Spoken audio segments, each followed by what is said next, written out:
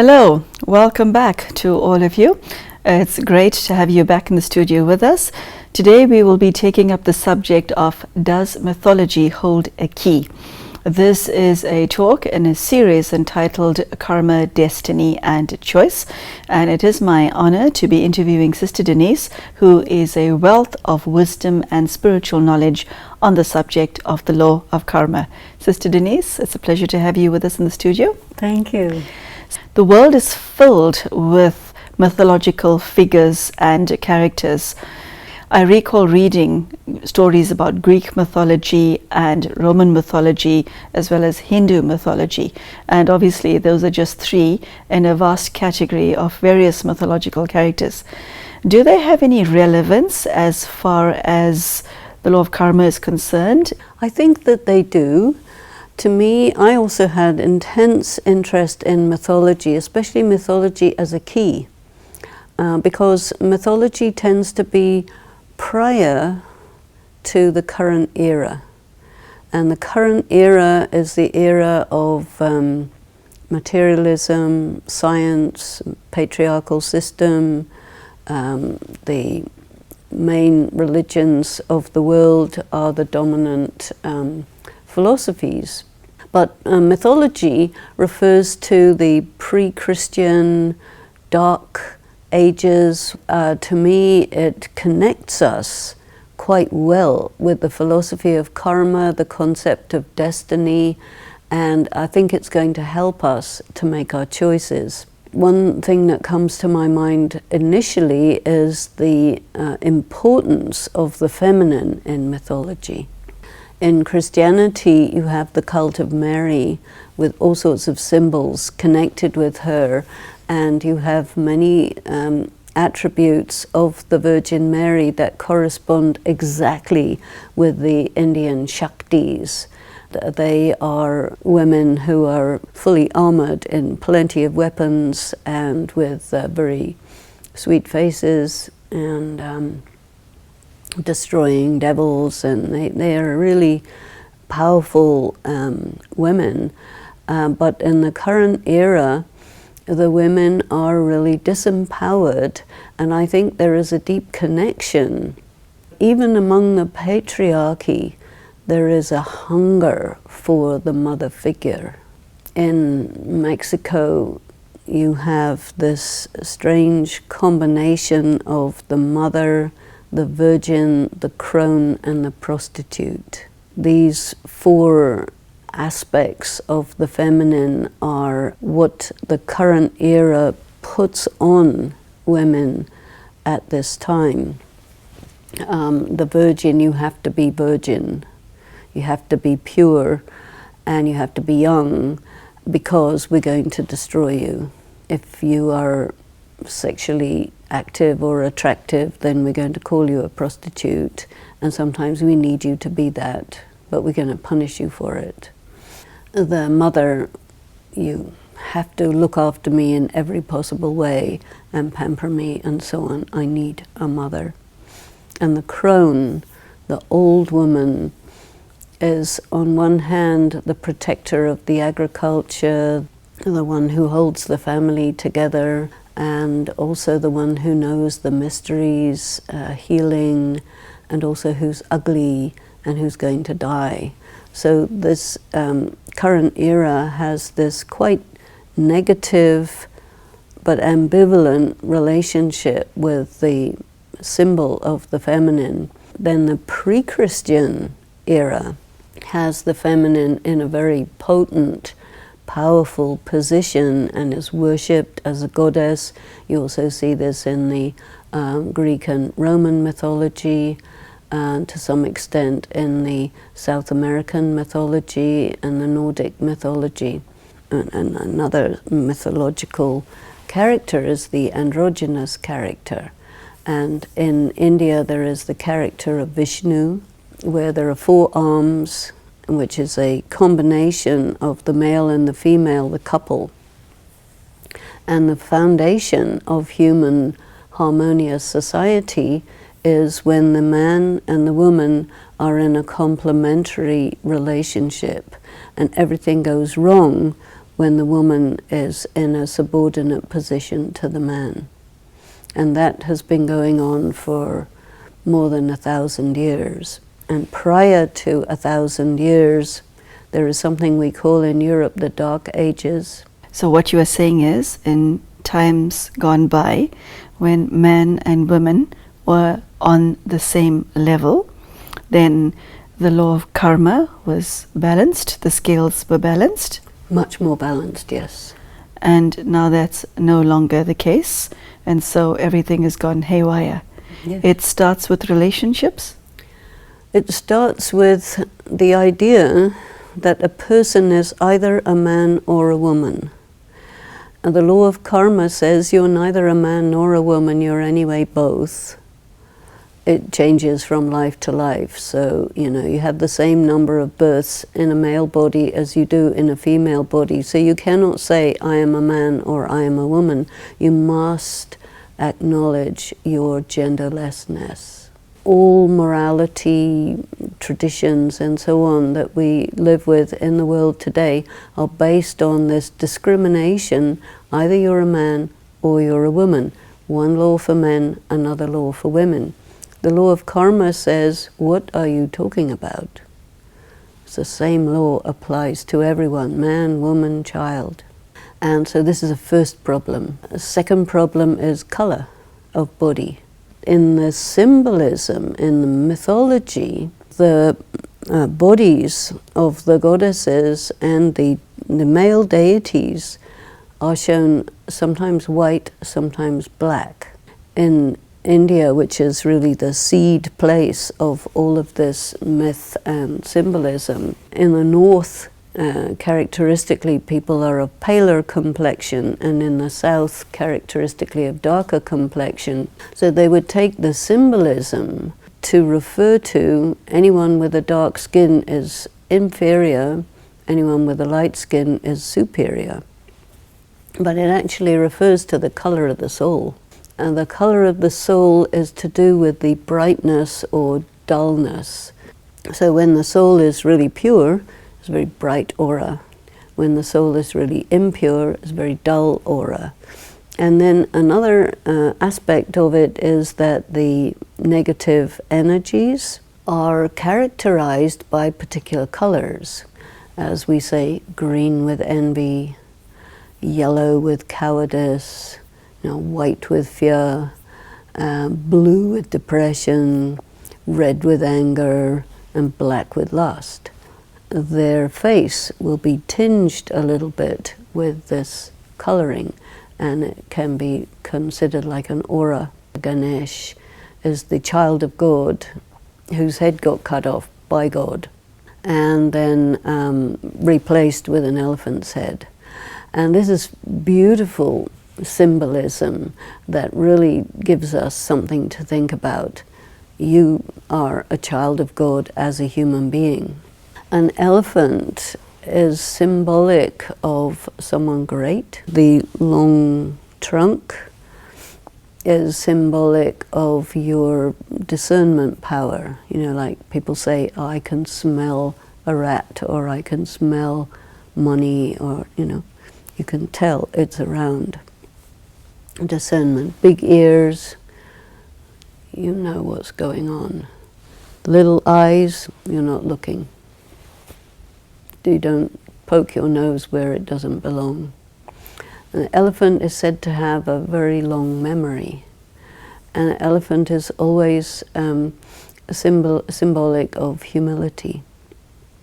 So the myth is that if you wish to become free and become or come into your personal power, you have to have an ego death. You have to get that head cut off. So all of these symbols, you can go through each one and look at the details of the weapons of the goddesses, for example. Goddesses, they have a trident. These weapons refer to spiritual powers. And a trident refers to a person who is able to be conscious of the self as a soul, and conscious of God, and conscious of destiny, 3 in 1. And this is a very stable stage, and it's an excellent weapon in the face of any challenge that comes along. The sword. Swords are ceremonial. In the Sikh religion, for example, any Sikh man or woman must carry some sort of knife. This refers to the intellect. You need to be able to analyze situations so clearly that you can make good choices. We talked earlier about good choices. Symbols of the wheel. This is a very, very ancient symbol. You have the symbol of the swastika. To most people in the modern world, it refers to Nazism, but this is an ancient symbol that you find eons ago. And the word swastika means that you know yourself. And in the temple at Delphi in Greece, you can see a very ancient stone with a carving, know yourself. You know, the most important thing, the message from the ancient past is until and unless you know yourself, you can't really go anywhere. As I'm listening to you, the one figure that comes to mind is one of those Greek characters with multiple heads. From what I remember from Greek mythology is that every time one of those heads were cut off, others would grow back. What is the explanation behind that? This is the many-headed Hydra, which is one of the labors of Hercules. And Hercules, his story was that he ate his children. And he had these 12 labors as the penance that he had to do. And people have a hard time figuring out what this all means. But it has to do with a culture that is fundamentally toxic, but people didn't realize, because of this splitting of the male and female that carries from generation to generation to generation, and everything gets worse and worse and worse, and the imbalance is increased because of this split, which is also shown in Adam and Eve splitting apart from each other. It's her fault and he's innocent, and excuse me, it takes two to tango, so what are you talking about? The many-headed Hydra corresponds to something that we do in our spiritual practice of Raj Yoga.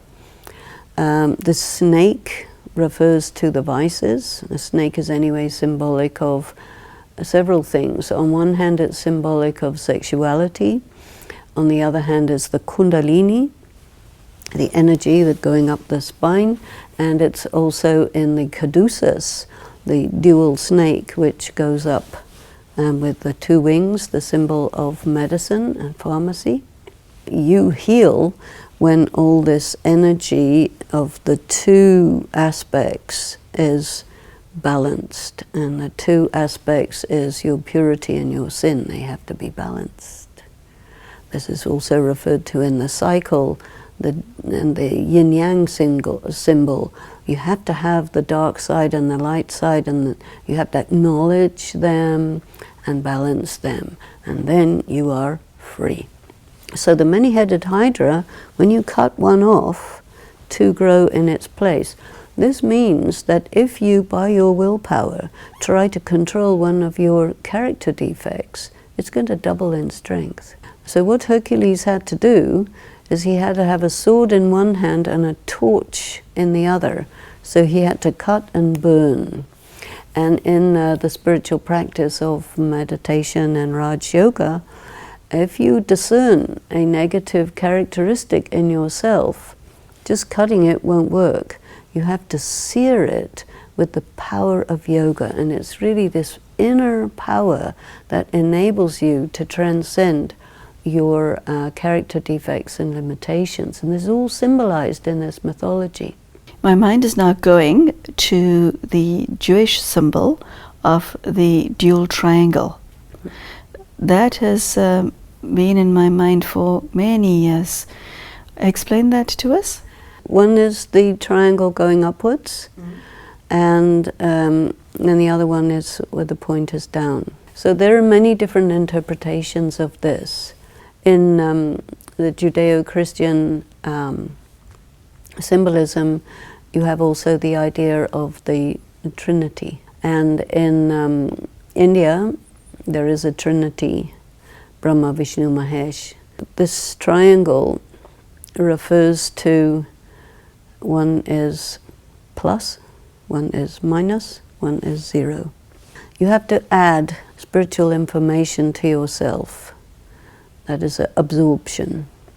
You have to minus whatever toxins and poisons are in your soul through tapasya, through the intense meditation. And this combination of addition and subtraction brings you to a 0 point, which is the stage of perfection. So 0 is the symbol of perfection. Presiding over that triangle is the point of light of God.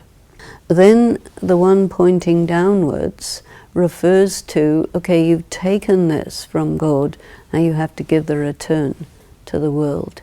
And so people say in Hermetics, you know, as above, so below, this kind of idea. And for me, it's very much connected with the idea of macrocosm and microcosm.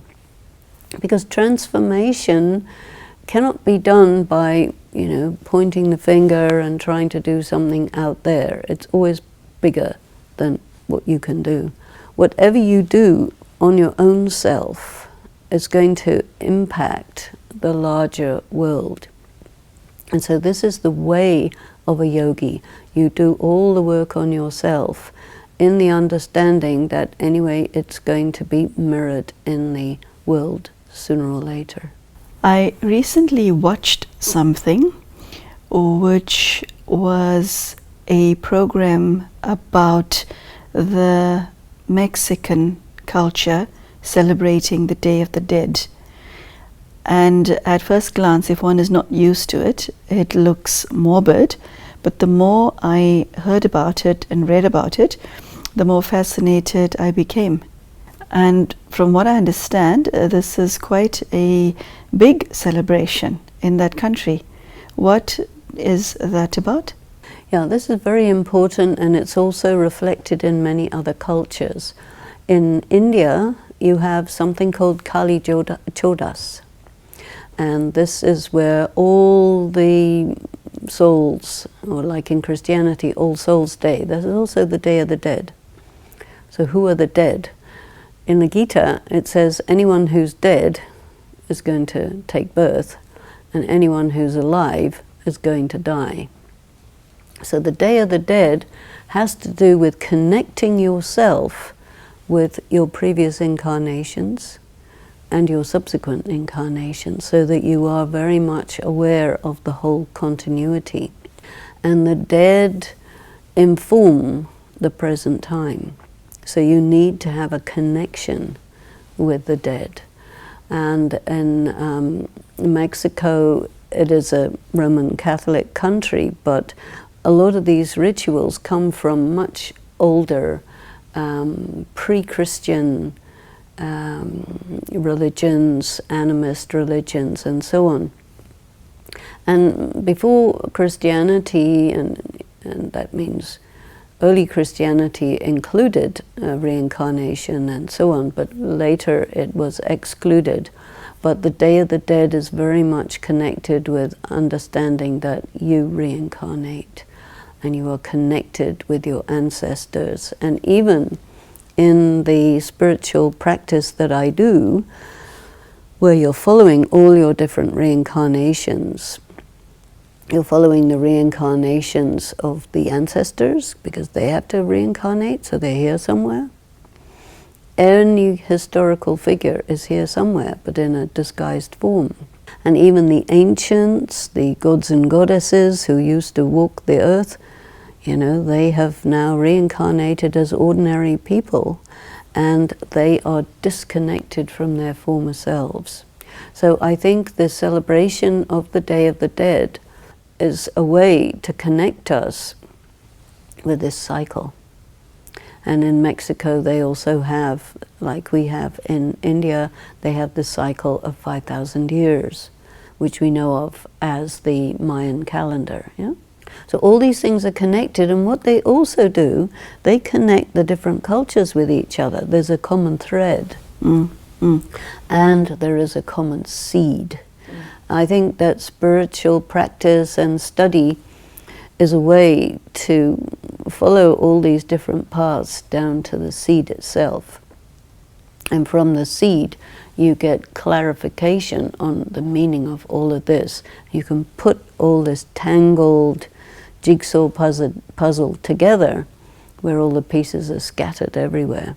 I am now thinking of the continent of Africa, where ancestors play an extremely important current role in the lives of many. Why is that the case? There are two ways in which you can know something. Either it is handed down through the ancients, from the ancestors, and this is how come people know something, and because it is believed that there is nothing new in the earth. So all the wisdom was known to the ancestors, and as long as they can hand it down, things will carry on well.